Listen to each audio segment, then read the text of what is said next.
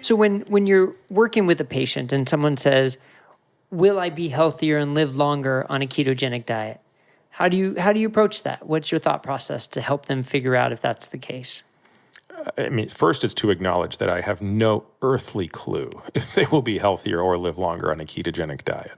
That's an unknowable, that's an answer to an unknowable, that's an unknowable question. So I say, look, let's stop thinking of these things as this is one type of diet, that's one type of diet. Let's just think of, and this is an unsexy way to think about food, but let's just think of it as a bunch of biochemistry. So all you're basically eating is a bunch of carbon, oxygen, hydrogen, nitrogen, sulfur, a bunch of little cofactors.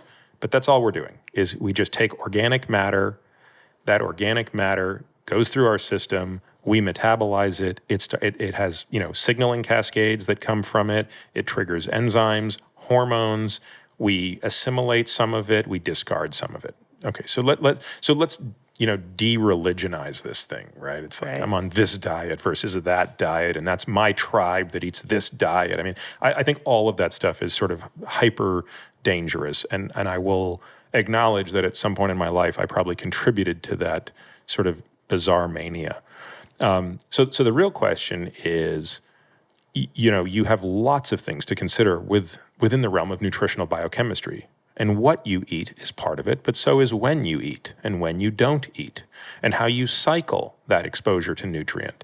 So when I think about going back to this strategy of longevity, one of the tenets of this strategy is that some cyclical exposure to nutrients appears necessary for longevity. So if you constitutively downregulate nutrients, which is called caloric restriction, and you do that in perpetuity, there is some benefit from that, but it seems to be offset by some detriment. So that doesn't appear to actually be a longevity tactic, at least for animals in the wild, including humans, given that we are in the wild. So if we take that off the table, then the question becomes, how do you get some of the benefits of caloric restriction without some of the costs? And then there are basically two bifurcating paths. One of them is intermittent restriction to calories, and the other is dietary restriction. Dietary restriction says without limiting intake, you limit types of nutrients. So a ketogenic diet then is a simple manifestation of a dietary restriction, either with or without caloric restriction. So there are some applications where a calorie-restricted ketogenic diet might be an appropriate tool, at least for some period of time, whereas for most people, they are consuming an ad libitum ketogenic diet, which is just purely a manifestation of dietary restriction.